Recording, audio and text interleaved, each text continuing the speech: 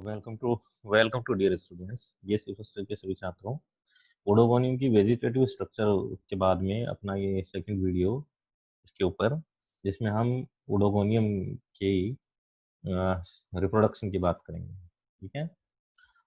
Oedogonium में तीन प्रकार का रिप्रोडक्शन पाया जाता है। वेजिटेटिव रिप्रोडक्शन, जो कायिक कोशिकाओं के द्वारा किया होता है। एसेक्सुअल रिप्रोडक्शन, उसके बाद में आपका सेक्सुअल रिप्रोडक्शन।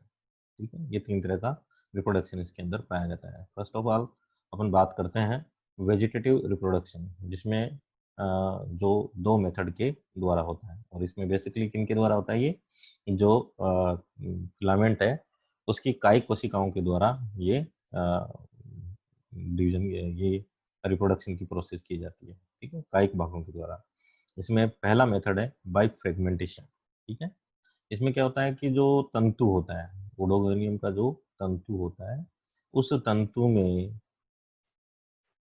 विभिन्न बनने वाली जो स्पोरेंजियम है, जो स्पोरेंजियम है, इसके अलावा यहाँ पर ऊगोनियम है, इसके अलावा एंथ्रीडियम है। ठीक है, इनके निर्माण के कारण कई बार तंतु क्या बीच में से ब्रेक हो जाता है, इस तरह से इनके फॉर्मेशन से टूट जाता है। कई बार एक्सीडेंटली केस के कारण भी, ठीक है, जहाँ से लूज बाइंडिंग होती है।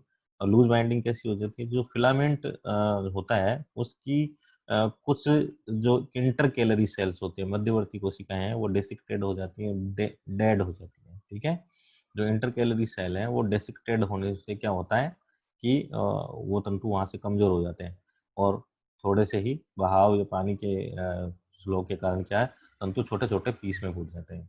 ये जो पीस फिलामेंट जो होते हैं, फिलामेंट के जो पीस होते हैं, ये पीस हैं ग्रो करके, ठीक है, वापस से अपनी कोशिकाओं में विभाजन करते हैं और एक न्यू ओडोगोनियम के फॉर्मेशन को बना देते हैं, एक न्यू ओडोगोनियम फिलामेंट बना देते हैं। ठीक है, तो इसमें हुआ क्या? एक्चुअली में फिलामेंट छोटे छोटे टुकड़ों में टूट गया।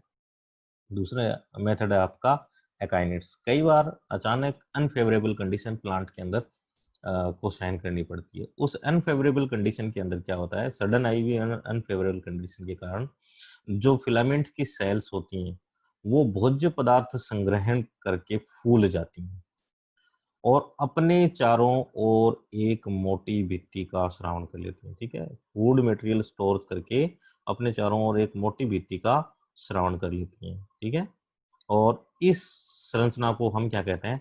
एकाइनेट कहते हैं। ठीक है, ये एकाइनेट्स जो होते हैं अनफेवरेबल कंडीशन तक क्या है, भूमि के अंदर पड़े रहते हैं। यहाँ पे सेल के साथ में क्या हो जाता है, यहाँ से इंडिविजुअल और एक छोटी चेन के रूप में बनते हैं। ये इस तरह की एक स्मॉल चेन यहाँ पर बनती है, और ये जो एकाइनेट्स हैं वो कुछ समय के लिए भूमि में क्या हो जाते हैं, यहाँ से फ्लिप होकर पड़े रहते हैं। जैसे ही फेवरेबल कंडीशन आती है तो ये एकाइनेट्स क्या होते हैं, जर्मिनेशन करते हैं। ठीक है, और इनके बढ़ने के समय ये जैसे ये अपना जो प्रोटोप्लाज्म है उसके अंदर भोज्य पदार्थों की अधिक मात्रा से ग्रहण करते हैं, साथ में थोड़ा सा पानी इसमें से क्या करते हैं, रिमूव कर देते हैं, वाटर इसमें से रिमूव कर देते हैं। ठीक है, लॉसेस ऑफ वाटर, और उसके बाद में ये एक रेस्टिंग स्पोर के रूप में भूमि में गिर जाते हैं। इनका जो कलर होता है वो कैसा होता है? ब्राउन रेडिश कलर होता है इनका, ब्राउन रेडिश कलर होता है। ठीक है, और जो इनकी वॉल में मौजूद पिगमेंट के कारण ऐसे नजर आता है। जैसे ही फेवरेबल कंडीशन आती है तो यही जो एकाइनेट्स हैं वो जर्मिनेशन की प्रोसेस शुरू करता है, और जर्मिनेशन प्रोसेस के अंदर क्या करता है, ये वाटर एब्जॉर्प्शन की प्रक्रिया शुरू करता है, जिससे इसका जीव द्रव्य क्या हो जाता है, एक्टिव हो जाता है। ठीक है, जीव द्रव्य क्या हो जाएगा, इसका एक्टिव हो जाएगा। और पहले इसका जो जीव द्रव्य एक्टिव होने के बाद में क्या करेगा, इस तरह से एक थोड़ी सी इलोंगेटेड अंदर ही उसकी इलोंगेटेड होगा, और उसके ऊपर की जो भित्ति होगी एब्जॉर्प्शन के कारण क्या हो जाएगी, फट जाएगी। ठीक है, ऊपर की जो वॉल होगी वो फट जाएगी, और यहाँ से ये जो सेल है वो बाहर एक साइड से आधार की ओर चिपक जाएगी, और इसमें पहला एक ट्रांसवर्स डिवीजन होगा, और ट्रांसवर्स डिवीजन के बाद में, ठीक है, क्या बनेगी, दो सेल बनेंगी, एक ऊपर की ओर एपिकल सेल, नीचे basal cell. Apical cells continuously transverse division करते हुए फिलामेंट के ऊपरी भाग का फॉर्मेशन करती है, अपर फिलामेंट पार्ट बनाती है। ठीक है, और नीचे वाली जो बेसल सेल्स है वो बिना किसी विभाजन के ठीक है, मोटी भित्ति वाली होकर और कुछ प्रोजेक्शन नीचे इस तरह से प्रोजेक्शन लाइक स्ट्रक्चर बनाती है, जिनके सारे इस फिलामेंट को भूमि पर या आधार पर चिपकाने का कार्य या एपिफाइटिक पोजीशन में प्लांट के साथ में चिपकाने का कार्य करती हैं, और इस सेल्स को हम क्या कहते हैं, होल्ड फास्ट कहते हैं। इस तरह से इसमें कायिक जनन की प्रोसेस कंप्लीट हो जाती है। ओके डियर्स, अपना अगला जो पॉइंट है एसेक्सुअल रिप्रोडक्शन। जैसा कि आप जानते हो एसेक्सुअल रिप्रोडक्शन कब होता है, अंडर फेवरेबल कंडीशन हो। ठीक है, अंडर फेवरेबल कंडीशन का मतलब हो गया कि अंडर फेवरेबल कंडीशन का मतलब हो गया उसे सफिशिएंट लाइट मिले, ठीक है, उसे फूड मिले, और सबसे बड़ी इंपॉर्टेंट चीज एल्गी के लिए क्या होता है, वाटर। ठीक है, एक वाटर वाटर की प्रेजेंस हो। ठीक है, तो ये अंडर फेवरेबल कंडीशन जैसे ही आती है तो उनके अंदर कौन सा रिप्रोडक्शन शुरू होता है, एसेक्सुअल रिप्रोडक्शन। एसेक्सुअल रिप्रोडक्शन में क्या बनता है, जूस्पोर द्वारा, यानी किसके द्वारा होता है, जूस्पोर द्वारा। एसेक्सुअल रिप्रोडक्शन बाय जूस्पोर द्वारा होता है। जूस्पोर किस में बनते हैं, जूस्पोरेंजियम में। ठीक है, जूस्पोरेंजियम में इसका निर्माण होता है, जूस्पोर का निर्माण होता है। ठीक है, और एक जूस्पोरेंजियम में केवल सिंगल जूस्पोर बनता है, ग्रुप ऑफ जूस्पोर नहीं बनते, केवल सिंगल जूस्पोर यहाँ पर डेवलप होता है। ठीक है, ये ध्यान में रखना है कि इसमें केवल एक सिंगल जूस्पोर का फॉर्मेशन इसके अंदर पाया जाता है। ठीक है, अब जूस्पोरेंजियम कौन सी सेल बनाती है, तो मेनली इसके अंदर अपन देखें एक्सेप्ट, ठीक है, एक्सेप्ट आपकी होल्ड फास्ट, ठीक है, जो बेसल सेल है उसके अलावा सारी कोशिकाएं जूस्पोरेंजियम बनाने में कैपेबल होती हैं। ठीक है, सभी सेल्स इसमें सॉरी एक इसमें except zoospore and apical cells. Okay, दोनों सेल्स, ये याद रखना, कई बार एग्जाम में ये क्वेश्चन पूछा जा सकता है कि एपिकल सेल्स, ठीक है, ये दोनों सेल्स जूस्पोरेंजियम नहीं बनाती हैं। तो जितनी भी कैप सेल्स हैं, स्पेशली जो कैप सेल्स हैं, वही ऑर्गन्स फॉर्मेशन का कार्य करती हैं। ठीक है, तो जो कैप सेल हैं वो क्या करती हैं, आपकी जूस्पोरेंजियम का फॉर्मेशन करेंगी। ठीक है, जूस्पोरेंजियम का फॉर्मेशन करेंगी। ठीक है, तो कैप सेल के द्वारा ही जूस्पोरेंजियम का फॉर्मेशन होगा। ठीक है, एक चीज और आती है इसमें, कई बार पूछा जाता है, जब सफिशिएंट फ्री CO2, ठीक है, कब ये जूस्पोरेंजियम फॉर्मेशन शुरू होगा, सफिशिएंट फ्री जो फ्री CO2 की एक निश्चित कंसंट्रेशन होती है, सर्टेन कंसंट्रेशन होती है। ठीक है, उस कंसंट्रेशन की होने पर देखा गया है इसमें कि जूस्पोर का फॉर्मेशन शुरू हो जाता है। ठीक है, यहाँ पर यदि अपन जूस्पोरेंजियम की फॉर्मेशन की बात करें, डेवलपमेंट की बात करें, डेवलपमेंट ऑफ जूस्पोरेंजियम, ठीक है, डेवलपमेंट ऑफ जूस्पोरेंजियम की बात करें तो जूस्पोरेंजियम का डेवलपमेंट यहाँ पर इस तरह से होता है। ठीक है, देखते हैं अपन यहाँ पे इसी सेल में, ये एक कैप सेल है। ठीक है, इस डायग्राम में आप क्लियर, यहाँ पे ये डायग्राम देख रहे हैं अपन, यहाँ पे क्या है, ये एक कैप सेल है। इस कैप सेल के अंदर क्या चेंज होगा, सबसे पहला इसका जो प्रोटोप्लास्ट अंदर का है उसमें से क्लोरोप्लास्ट का जो कलर है, ठीक है, वो खत्म हो जाता है, और कलरलेस एरिया इसमें यहाँ पर इस एरिया के अंदर क्या बनता है, कलरलेस एरिया डेवलप होता है। ठीक है, इस सेल के अंदर, और धीरे धीरे इस सेल्स के अंदर क्या होगा कि जो प्रोटोप्लाज्म है वो क्या होगा, वॉल से दूर हट जाएगा। ठीक है, जो सेल वॉल है उससे क्या हो जाएगा, रिमूव प्रोटोप्लाज्म, रिमूव्ड प्रोटोप्लाज्म। ठीक है, प्रोटोप्लास्ट कह दो आप, प्रोटोप्लास्ट फ्रॉम कहाँ से, सेल की सेल वॉल से क्या हो जाता है, रिमूव होने जाता है, दूर हटने लग जाता है। ठीक है, देखोगे आप, ठीक है, रिमूव होने लग जाता है। तो इस तरह से सेल, ये एक इसकी सेल अपन माने। ठीक है, और इस ये कैप सेल इसके अंदर होती है, ज्यादातर कैप सेल के अंदर ये चीज बनती है। इस तरह से क्या होगा, प्रोटोप्लास्ट इससे दूर हटने लग जाता है और एक राउंडेड शेप में आ जाता है। ये प्रोटोप्लास्ट इसके अंदर इस तरह से राउंड, और ये ग्रीन कलर का होता है, इसमें क्लोरोप्लास्ट मौजूद रहता है। ठीक है, ये इस शेप में आने लग जाता है। फिर धीरे धीरे इसके एक एरिया, इसका जो एक एरिया है वो क्या हो जाता है, लेंस। ठीक है, एंड एक एंड जो होता है, वन एंड क्या रह जाएगा इसका, लेंस एरिया टाइप हो जाएगा, हाईलाइन हो जाएगा, काचाब हो जाएगा, चमकीला। ठीक है, काचाब चमकीला हो जाता है। ठीक है, और ये इसका क्या बनाता है, एंटीरियर पार्ट बनाता है, किसका, जूस्पोर का, ठीक है, एंटीरियर पार्ट बनाता है यहाँ पे जूस्पोर का, यहाँ क्या बनाएगा, ये एंटीरियर पार्ट बनेगा इस हाईलाइन एरिया के, ठीक है। जैसे यहाँ पे धीरे धीरे क्या होगा, इस तरह से इसकी शेप क्या हो जाएगी, ओवल शेप होती जाएगी, ठीक है, ओवल शेप इसकी शेप होती जाएगी। इस जूस पर इस सेल को यहाँ पे क्या बन जाएगी, ये जूस पोरेंजियम, इस जूस पोरेंजियम का जो साइटो प्रोटोप्लास्ट है वो इस तरह से इस शेप में आता जाएगा, ठीक है।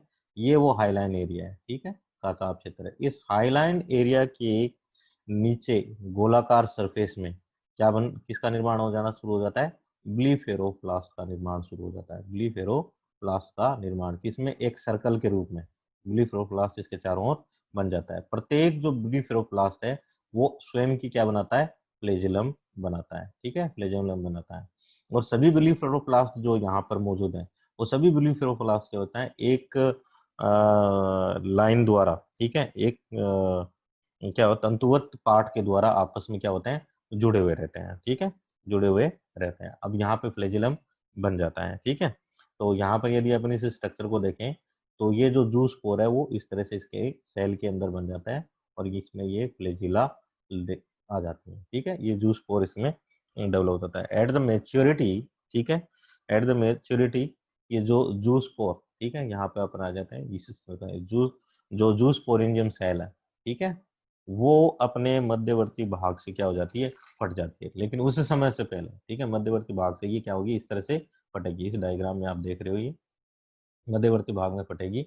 लेकिन जूस पोरेंजियम में जूस पोर के चारों ओर क्या पाया जाता है, एक म्यूसिलेज का आवरण पाया जाता है और वो म्यूसिलेज आवरण यहाँ पर एज ए वेसाइकल के रूप में क्या होगा, बाहर होगा। इसका फटने का कारण भी यही होता है एक्चुअल में। जैसे ये सेल जो बनी होती है, ठीक है, इस तरह से ये जो सेल होती है जिसपे कैप सेल मौजूद है, इस सेल के अंदर यहाँ पे जूस पोर बना हुआ है, ठीक है। इस जूस पोर के यहाँ पे म्यूसिलेज मौजूद होता है। इस चारों ओर क्या होता है, इस जूस पोरेंजियम इस चारों ओर क्या होता है, म्यूसिलेज होता है। म्यूसिलेज क्या करेगा, वाटर एब्जॉर्ब करेगा, वाटर एब्जॉर्ब करेगा तो वो क्या होगी, फैलेगी। फैलने का दबाव क्या पड़ेगा, सेल के जो अपर साइड है उस भाग पे दबाव पड़ेगा और वहां से सेल क्या हो जाएगी, फट जाएगी। जैसे ही फटेगी तो ये म्यूसिलेज वेसाइकल के रूप में बाहर आ जाएगा और इसी के साथ में क्या आ जाएगा, आपका ये जूस पोर भी बाहर आ जाएगा, ठीक है।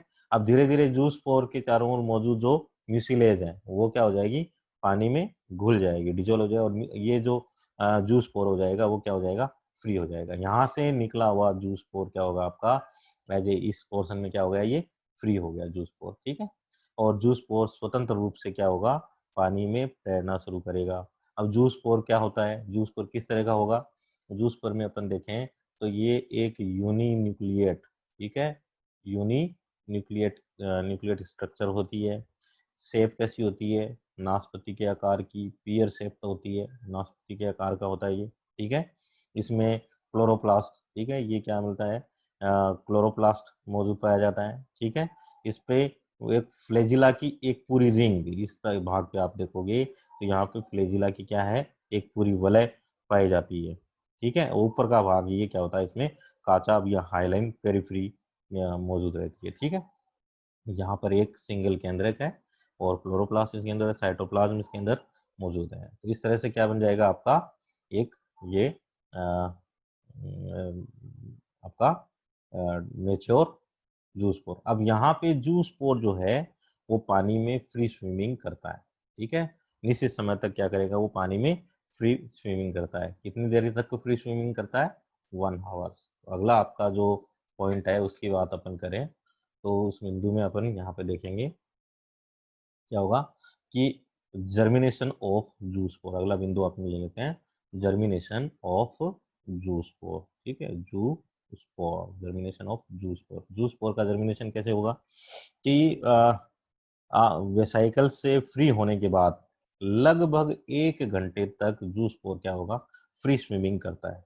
आफ्टर दैट, ठीक है, ये क्या करेगा, अपने सबस्ट्रेटर, ठीक है, किसी आधार से अपने काचाब एरिया के द्वारा जो पियर शेप पॉइंट है उस काचाब एरिया के द्वारा क्या करेगा, आधार से चिपक जाएगा, यहाँ पे किसी सबस्ट्रेटम पे क्या हो जाएगा, चिपक जाएगा, सबस्ट्रेटम से अटैच होगा, ठीक है, सबस्ट्रेटम से अटैच होगा और अपनी फ्लेजिलाओं को क्या करेगा, वो रिमूव कर देगा। फ्लेजिला यहाँ पर क्या करेगा, रिमूव कर देगा, गिरा देगा अपनी फ्लैजिला। ठीक है, फ्लैजिला जैसे ही गिराता है तो फ्लैजिला रिमूव के साथ में, यानी कि अगली शेप आपकी देखोगे तो इसमें इस तरह की शेप आ जाती है, फ्लैजिला रिमूव हो गई। ठीक है, यहाँ पे कोई फ्लैजिला मौजूद नहीं है। ठीक है, अब इसमें एक ट्रांसवर्स डिवीजन होता है। क्या होगा? एक अनुप्रस्थ विभाजन होगा। अनुप्रस्थ विभाजन होने पर इस जूस्पोर के अंदर क्या बन जाएगी? इस तरह से दो सेल बन जाएगी। ऊपर वाली सेल्स को हम क्या बोलेंगे? Apical cell. ठीक है, और नीचे वाली सेल को क्या बोलेंगे अपन? Basal cells. ठीक है, बेसल सेल्स यहाँ पर किसका निर्माण करेगी? होल्ड फास्ट का, यानी कि इसका नीचे वाला जो हिस्सा है, बेसल सेल्स का जो ये नीचे वाला हिस्सा है, वो प्रोजेक्शन बनाएगा, मॉडिफाइड हो जाएगा। ठीक है, और प्रोजेक्शन से यहाँ पर इस तरह की शेप नजर आएगी। देखो तो नीचे इस तरह के लोब्ड या प्रोजेक्शन टाइप स्ट्रक्चर बनाएगी, और इसके ऊपर ये एपिकल सेल जो है, ठीक है, यहाँ पर एपिकल सेल इस तरह से इसमें आगे विभाजन करते हुए कंप्लीट कंटिन्यूसली, ठीक है, कौन सा डिवीजन करेगी? ट्रांसवर्स डिवीजन करती हुई क्या बना लेगी? एक मेच्योर, ठीक है, या न्यू फिलामेंट का निर्माण कर लेगी, एक न्यू फिलामेंट का निर्माण कर लेगी। इस तरह से एक एसेक्सुअल रिप्रोडक्शन के द्वारा क्या बन जाता है आपका? एक नया फिलामेंट, जूस्पोर के द्वारा एक नए प्लांट का निर्माण हो जाता है।